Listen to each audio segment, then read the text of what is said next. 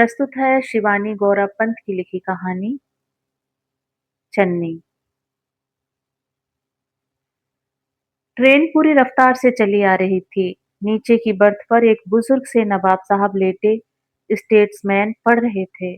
पास ही उनका नाम लिखा सूटकेस धरा था, जिस पर नवाबजादा शौकत अली का नाम उन्हीं की जवानी की तरह धुंधला पड़ गया था।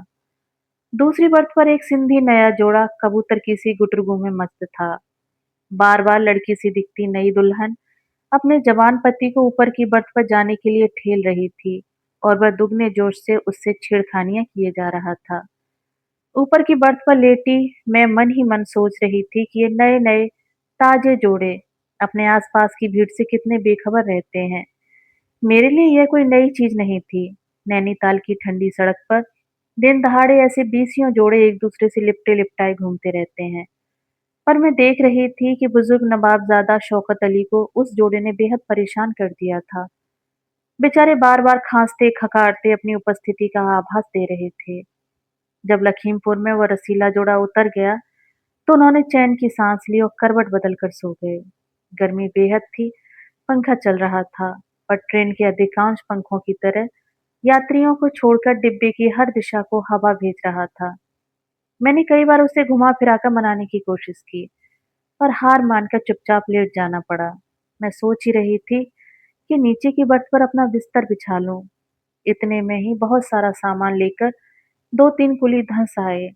भूरे भूरे बालों वाले एक लड़के ने बड़ी फुर्ती से निचली बर्थ पर होल डाल फैला दिया और एक पिस्तई रंग के बुर्के की सर्र सर्र के साथ एक महिला उस बर्थ पर जम गई। जमील, लो इन कुलियों को पैसे दे देना और बचे तुम रख लेना। एक 5 का नोट उन्होंने उस भूरे बालों वाले लड़के को थमाया ही था कि गाड़ी चल पड़ी और वह चट से उतर गया। नवाबजादा हल्के हल्के खर्राटे ले रहे थे। डिब्बे की बत्तियां पहले से ही बुझी थीं।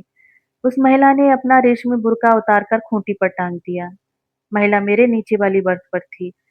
इसी से चेहरा न दिखा, लेकिन गाड़ी स्टेशन छोड़ रही थी। स्टेशन की बत्तियों के अस्पष्ट से धुंधलके में भी बुर्का टांगने वाली की लंबी लंबी उंगलियां मुझे स्पष्ट दिख गईं। कुछ बुर्के की रेशमी खसखस और कुछ उंगली में पड़ी हीरे की अंगूठी की दमक ने मेरा ध्यान आकर्षित किया। कैसी लंबी लंबी सुडौल उंगलियां थीं, और दूसरे ही क्षण मुझे एक अजब घुटन ने व्याकुल कर दिया। ऐसे ही लंबी और सिरे से टेम्परिंग उंगलियां मैंने कहाँ देखी हैं? कहाँ देखी हैं? ठीक ठीक याद न कर सकने की विचित्र झुंझलाहट ने मुझे ऐसा व्याकुल कर दिया कि याद न आने पर शायद नीचे कूदकर उस अपरिचिता महिला की उंगलियां फिर देख डालती। पर तभी अचानक याद आया, उंगलियां जिन हाथों में मैंने देखी थी वे जल भुनकर कब के राख हो चुके थे। उनके फिर दिख जाने का कोई प्रश्न ही नहीं उठ सकता था। आज से 10 वर्ष पहले मेरे पति ही तो उन उंगलियों का अस्तित्व गंगा में बहा आए थे। हाँ हाँ, चन्नी की उंगलियां ऐसी ही थीं। मैं उससे कहती, चन्नी तेरी उंगलियां तो चंपे की कलियां हैं।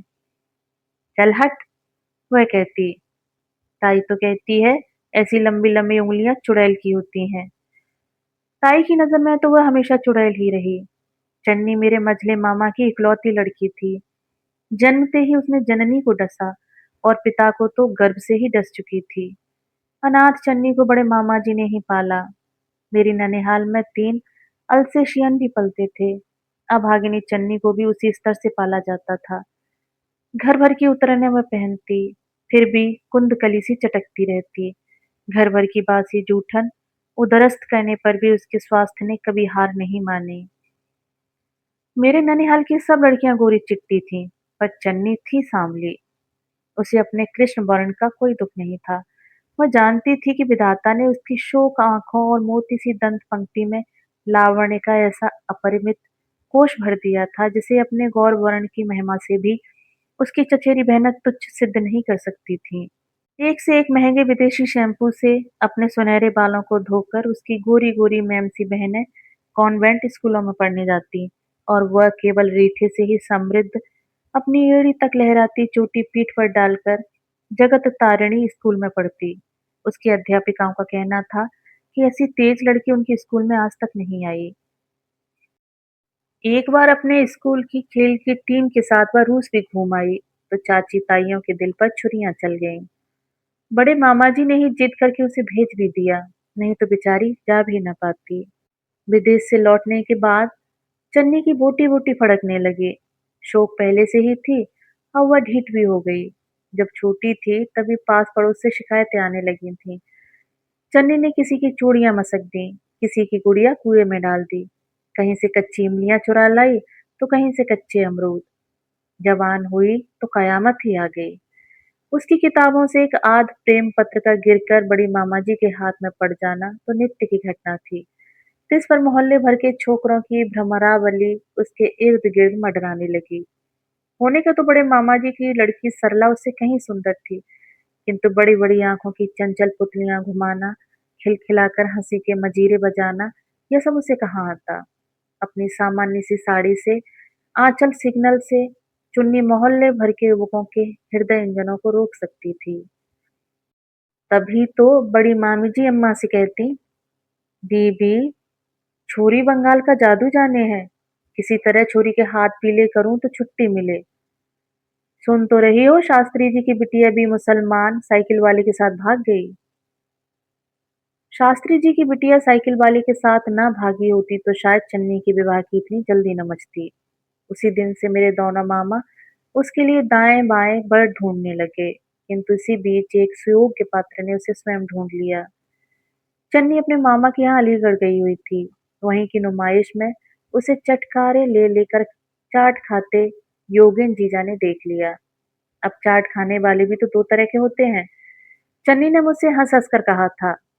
आज भी उसकी हिरनी किसी आंखों की काली भंवर पुतलियां मेरे स्मृति पटल पर खिंच जाती हैं।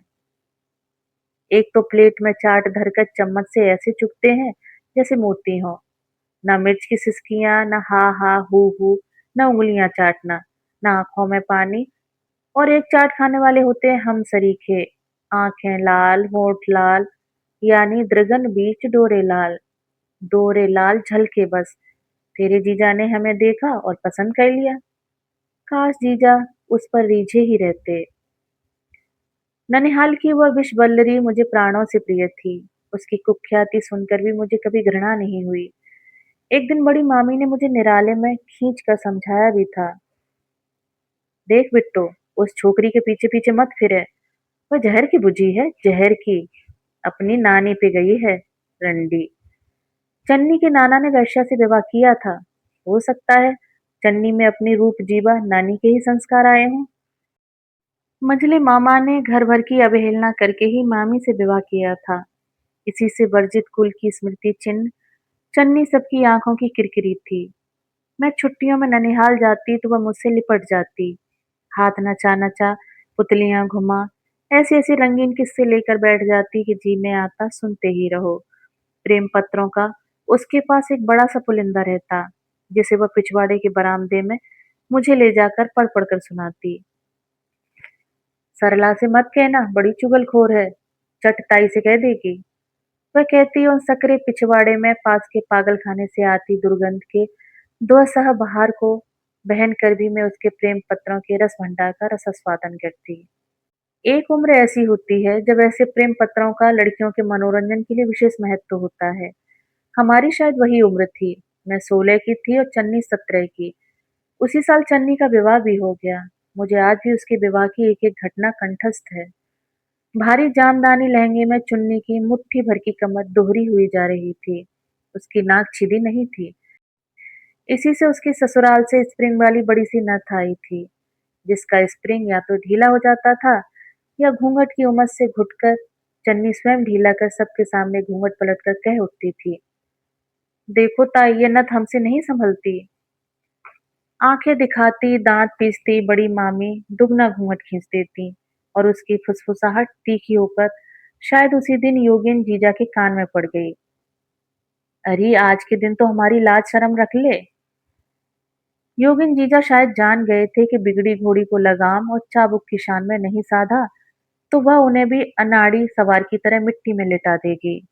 सिर से पैर तक गहनों से लदी चन्नी विदा हुई तो मेरी दोनों मामियों ने निश्चिंत सांस लेकर कहा था, चलो भाई, हमने तो अब गंगा नहा ली। फिर कई साल तक मुझे चन्नी की खबर ही नहीं मिली। मेरे विवाह पर भी योगिन जीजा ने उसे नहीं भेजा। सरला तो कहती थी कि उसके प्रेम पत्रों के पुलंदों के बारे में किसी ने योगिन जीजा को बतला दिया। क्या पता बताने वाली स्वयं सरला ही हो। फिर सरला के ब्याह में बड़े मामा उसे स्वयं जाकर लिवा लाए। मुझे लगता है उस अभागिनी को बड़े मामा बहुत चाहते थे। इसी से मामी के बहुत बुरा भला कहने पर भी वे उसे लिवाने चले ही गए। और कैसा आश्चर्य कि जीजा ने चटपट भेज भी दिया। 3 अदद मरियल सी बच्चियों को लेकर वह तांगे से उतरी तो मैं अवसन्न रह गई। ये वही चन्नी थी जो छूने से भी मैली होती थी। न आंखों में वह शोखी थी न चेहरे पर रौनक। मुझे देखते ही सिर झुका लिया, जैसे अपनी गंदी बदशक्ल लड़कियों के लिए माफी मांग रही हो। तीनों बच्चियों ने माँ का रंग और बाप का नक्शा पाया था। तीनों ही के चेहरे पर योगिन जीजा की सुग्गे की नाक का मनहूस साया था। उनके जिन अंगों को ढकने के लिए उनके धारीदार कच्छों की सृष्टि हुई थी, उन्हें खुला छोड़कर वे उनके घुटनों तक बड़े ही फूहड़ ढंग से लटक आए थे। नाक बह रही थी, जिन्हें पहुंचने की चन्नी को कोई चिंता नहीं थी। विवाह के पश्चात सुघड़ से सुघड़ नारी भी कितनी बदल जाती है। यह वही चन्नी थी जिसके प्रेम पत्रों के प्रतिभाशाली लेखक उसके मनोहर व्यक्तित्व की बलैयां लेते। उसका आदेश पाते ही किसी भी मेल ट्रेन के धड़धड़ाते पहियों के नीचे लेट जाने को तत्पर रहते थे। हाय राम, चन्नी तुझे ये क्या हो गया? बारात आने को है, कम से कम आज तो साड़ी बदल ले। मैंने उसे खींच खांच कर अपनी एक साड़ी पहना दी, बालों को संवार कर जूड़ा बनाया। बिंदी लगाने लगी तो वह दोनों हाथों से मुंह ढककर सिसक पड़ी। अरे भई, हमारी कमीज कहाँ डाल दी, हद हो गई। योगिन जीजा की चिड़चिड़ी आवाज सुनते ही वह भीगी बिल्ली सी दुबक गई। मैं समझ गई कि हृदयहीन पति के कठोर शासन ने ही उसकी मुख श्री छीन ली है। बारात विदा होते ही जीजाजी उसे लेकर चले गए। उन्हें किसी मीटिंग में दिल्ली जाना था। योगिन जीजा, चन्नी को यहीं छोड़ जाइए ना, हमें भी तो दिल्ली जाना है, हमारे साथ चली जाएगी। मैंने कहा और चन्नी का चेहरा फक पड़ गया, जैसे मेरे दुस्साहस से योगिन जीजा सबके सामने उसका अपमान न कर बैठे। नहीं, यहाँ कैसे छोड़ दें? होटल का खाना हमसे नहीं खाया जाता। वह गई तुम्हारे भाई के मुझसे ठीक से मिली भी नहीं। एक सहमी सी हंसी के पीछे उसके दोनों होठ बरबस रोकी गई रुलाई के भार से कांप रहे थे। मैं मोड़ पर अचानक ओझल हो गए उसके तांगे को देख रही थी कि जाने कहां से बड़ी मामी आ गई। उनकी पुत्री को ससुराल से बहुत ही साधारण सा चढ़ावा आया था। उसी की भड़ास उन्होंने चन्नी के मत्थे निकाली। क्या सुख है चन्नी को? जमींदार से जाकर सुना, योगेन तालों में बंद करके धरे है। लक्षण जो वैसे ठहरे, इससे तो अपनी सरला अच्छे घर गई। ऐसा भी क्या गहना जिससे गर्दन टूटे? चन्नी तो राह पर आ गई। दामाद करी न मिलता तो आज शमी मंजिल में होती। सामने शमी मंजिल के गुंबद दिख रहे थे। सबसे ऊंची मंजिल पर बने आधे चांद पर नए मालिक ने काला रंग पोत दिया था। जिस छत की मुडेर पर बिगोनिया के गमले महकते थे, वहां पर कई जोड़ी कच्चे और मैली सी पांडु जीर्ण सलवारें सूख रही थीं। चन्नी की शादी के साल ही शमी मंजिल ने उजड़कर पहले से ही उसकी मौत का मातम मना लिया था। आबिद चचा पाकिस्तान भाग गए और अब उनकी शमी मंजिल किसी सरदार को क्लेम में मिल गई थी। सरदार जी के 17 बच्चे थे जो उनकी छत की हर मुडेर पर लंगूरों की तरह चढ़े रहते थे। उनकी छत से मिली एक संकरी सी मुडेर मामा जी के दीवान खाने की छत पर उतरती थी और कभी वही मुडेर डूबते सूरज की छाया में शमी मंजिल और तुलसी कुटीर की प्रेम पुण्य सलीला का संगम थी। इरफान अहमद चन्नी के पीछे दीवाना था। उसकी सारी चिट्ठियां हिना और खस से तर आती थीं। उन्हें सूंघ सूंघ कर किताबों से ढूंढ निकालना सरला के लिए बड़ा आसान होता। इसी से इरफान उन्हें मुडेर की एक खपरेल के नीचे छिपा जाता। बड़े मामा जी से आबिद चचा की पुरानी मित्रता थी। इसी से मुस्लिम परिवार से मिलने जुलने पर हम पर भी कोई रोक टोक नहीं थी। इरफान भाई अलीगढ़ यूनिवर्सिटी से घर आते तो बड़ी मामी चौकन्नी होकर चन्नी के पैरों में बेड़ियां डाल देती। पर चन्नी उन कैदियों में से थी जो बेड़ियों को काटने का साधन जेल खाने की ऊंची दीवारों में भी जुटा ही लेते हैं। बात शायद बहुत बढ़ जाती, पर बीच ही में हिंदुस्तान और पाकिस्तान ने एक दूसरे की ओर बड़ी बेरुखी से पीठ फेर ली। जब मेरे पति की बदली दिल्ली हो गई तो मैं खुशी से उछल पड़ी। चन्नी वहीं थी, अब मैं उसकी उदासी को दूर कर लूंगी और वह फिर पहाड़ी मैना सी चहकने लगेगी। किंतु चहकती कैसे? नैना के गले में सुना एक कांटा उगाता है और वह चहकना बंद कर एक दिन गर्दन डाल देती है। चन्नी के गले में भी ऐसा ही कांटा उगाया था। मेरे और उसके मकान के बीच कुल 3 मकानों का फासला था और काम निपटाते ही मैं उसके पास पहुंच जाती। पर धीरे-धीरे मुझे लगने लगा कि जो चन्नी मुझे देखकर कली सी खिल उठती थी, अब मुरझाकर बिखर जाती है। योगिन जीजा के ऑफिस से लौटने से पहले ही मुझे किसी प्रकार विदा देने को वह छटपटाने लगती। मेरे यहाँ आती भी तो सहमी-सहमी निगाहों से इधर-उधर देखती, बार-बार चौंक पड़ती और कभी अपनी बड़ी-बड़ी आँखों से मेरे चेहरे पर देखने लगती। मैं पूछती भी तो किससे? घर के भेदी प्रायः नौकर या बच्चे ही होते हैं। नौकर जीजाजी रखते ही नहीं थे और चन्नी की तीनों बच्चियाँ वज्रमूर्खा थीं। इसी बीच में बाबूजी की बीमारी का तार पाकर मायके चली गई। वहीं मुझे एक दिन अपने पति की चिट्ठी मिली कि चन्नी किसी के साथ भाग गई। मैं स्तब्ध थी, मन ही मन। मैं जानती थी कि चन्नी कभी भाग नहीं सकती। भागने की भी तो आखिर एक उम्र होती है। 34 वर्ष की पढ़ी-लिखी 3 बच्चियों की माँ चन्नी भला किसके साथ भाग सकती थी? किसके साथ भागी, यह पता नहीं। मेरे पति ने लिखा था, लेकिन योगिन का कहना है कि वह किसी प्रेमी के साथ ही भागी है। चन्नी क्या ऐसी नासमझ थी? योगिन जीजा के निर्मम व्यवहार और शक्की स्वभाव से ही ऊबकर वह किसी ताल बावड़ी में कूद गई होगी। बेचारी ने पति का विश्वास पाने के लिए कितनी चेष्टा की थी। मैं नित्य बड़ी आशा से अखबार देखती, शायद किसी युवती की लाश मिलने का समाचार हो। इसी बीच मेरे पति का एक पत्र आया कि चन्नी के किसी सरदार के यहाँ छिपने का समाचार मिला था। वहां पुलिस की सहायता से योगिन जीजा ने छापा मारा तो सरदार फरार हो चुका था और दरवाजा तोड़ने तक चन्नी ने अपने शरीर पर मिट्टी का तेल छिड़ककर आग लगा ली। पड़ोसियों ने बतलाया कि वह सरदार कुछ ही दिन पहले 10 साल की सजा भुगत कर लौटा था और एक दिन वह सुंदर सांवली बंगालिन सी लड़की उसके साथ आकर रहने लगी थी। दिन भर वह कमरे में बंद रहती और रात को सरदार के साथ घूमने निकलती। दरवाजा तोड़ने तक वह खत्म हो चुकी थी। बाद में योगिन जीजा और मेरे पति ही उसकी मिट्टी ठिकाने लगा आए थे। आज ट्रेन में किसी अपरिचिता की लंबी उंगलियां देखकर अभागिनी चन्नी की स्मृति फिर ताजा हो उठी थी। एक बार बर्थ से झांककर देखने की चेष्टा की तो देखा वह अपरिचिता मुस्लिम महिला करवट बदले सो रही थी। नवाब साहब के खर्राटों और ट्रेन के झकोरों के बीच मुझे भी नींद ने दबोच लिया। काफी देर बाद किसी स्टेशन पर गाड़ी रुकी, फिर चली और फिर न जाने कितने स्टेशनों पर रुकती, चलती, बढ़ती चली गई।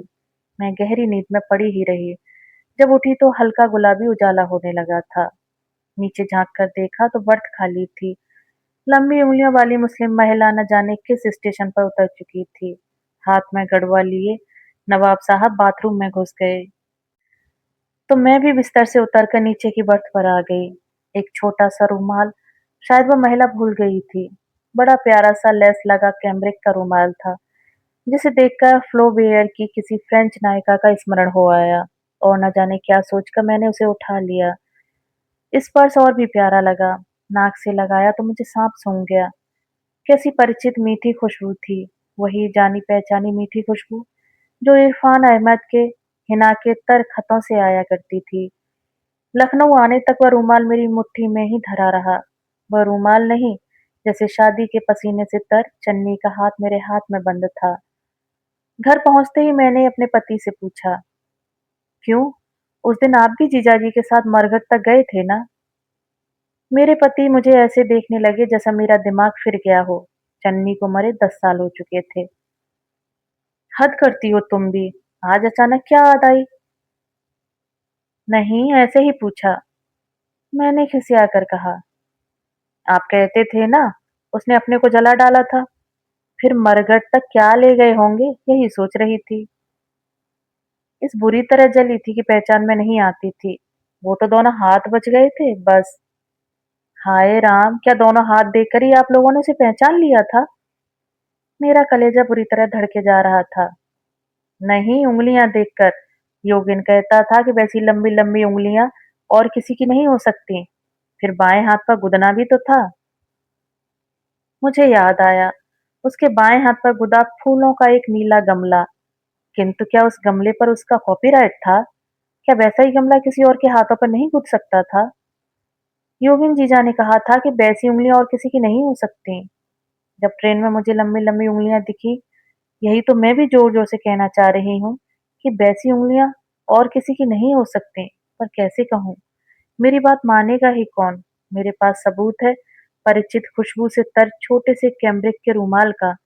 संसार ऐसी भावुक कमज़ोर दलील पर विश्वास नहीं करता। फिर उस खुशबू ही को भला कब तक सहेज पाऊँगी? हिना और खस की खुशबू अब चन्नी के रहस्यमय अस्तित्व की भांति धीरे-धीरे उड़ती जा रही है। जिस दिन वह बिल्कुल ही उड़ जाएगी, उस दिन शायद मैं भी मान लूँगी कि चन्नी सचमुच ही मर गई।